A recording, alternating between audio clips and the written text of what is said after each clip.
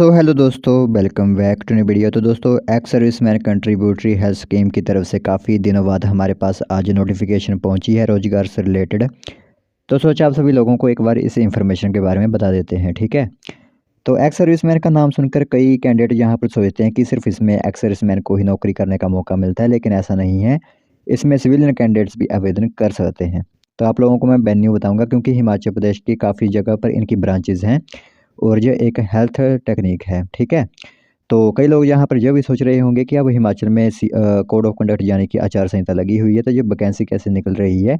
तो आप लोगों को क्लियर कर दें कि ये वैकेंसी हिमाचल सरकार द्वारा नहीं, बल्कि केंद्र सरकार की ओर से आउट की जाती है, क्योंकि ये एक सेंट्रल गवर्नमेंट रनिंग जो है वो एक डिपार्टमेंट है, ठीक है। तो इसमें हिमाचल प्रदेश का कोई हाथ नहीं होता, जो सेंट्रल की तरफ से वैकेंसी आई होती है। तो चलिए फिर बिना बस जाए की जो इन्फॉर्मेशन है आज हमारे पास इस वैकेंसी से रिलेटेड, रोजगार सूचना से रिलेटेड, वो हम आप लोगों को बताते हैं।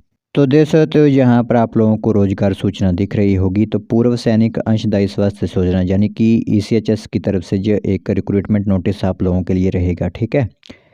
तो ईसीएचएस प्रत्येक पद के पद यहाँ पर निर्दिष्ट मानदंड के अनुसार जो है वो 1 वर्ष की अवधि यानी कि कॉन्ट्रैक्ट बेसिस पर आप लोगों को यहाँ पर रखा जाता है, ठीक है।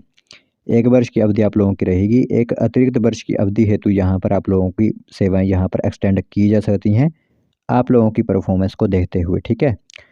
तो यहाँ पर आप देख सकते हो कि आप लोगों की यहाँ पर नॉन मेडिकल स्टाफ की और पैरामेडिकल स्टाफ की रिक्रूटमेंट रहेगी। सबसे पहले यहाँ पर फार्मासिस्ट की वैकेंसीज आप लोगों की रहेंगी, ठीक है। जिसमें कि एक वैकेंसी है मान्यता प्राप्त संस्थान से बी फार्मेसी, या फिर मान्यता प्राप्त बोर्ड से आप लोगों की साइंस स्ट्रीम्स फिजिक्स 10+2 और फार्मेसी काउंसिल ऑफ इंडिया द्वारा मान्यता प्राप्त संस्थान से आप लोगों की फार्मेसी होनी चाहिए। कार्य अनुभव यहाँ पर न्यूनतम 3 वर्ष का रखा गया है, ठीक है।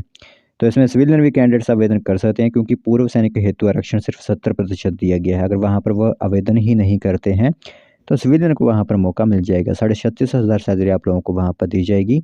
ईसीएच पॉलिक्लिनिक टाइप डी बगलोक के अंदर आप लोगों को यह पोस्टिंग दी जाएगी।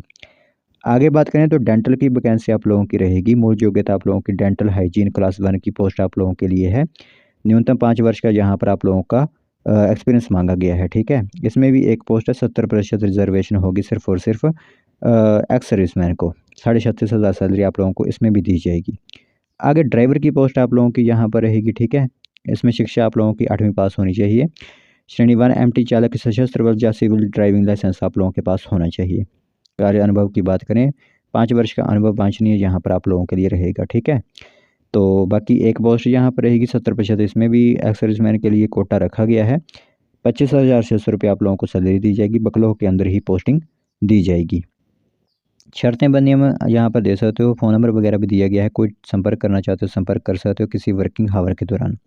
बाकी यहाँ पर आप लोगों को पता है कि प्रेफरेंस यहाँ पर पूर्व सैनिक को जरूर दी जाएगी अगर कोई अप्लाई कर देता है तो आप लोग यहाँ पर 30 मई 2026 तक अपने अपने जो फॉर्म होते हैं वो ओआईसी स्टेशन मुख्यालय ईसीएसएल डलहौजी कैंट में अपने अपने फॉर्म जो है जमा करवा सकते हैं, क्योंकि 30 के बाद किसी का भी फॉर्म एक्सेप्ट नहीं किया जाएगा। और जून 2026 के पहले सप्ताह में आप लोगों को जो है वो इंटरव्यू के लिए बुलाया जाएगा। उस दौरान आप लोगों को सभी इंपॉर्टेंट डॉक्यूमेंट्स लेकर जाना है, ठीक है। तो ये इन्फॉर्मेशन अब आप लोगों के लिए यहाँ पर आउट की गई है। तो जो आवेदन करना चाहता है यहाँ पर आवेदन कर सकता है।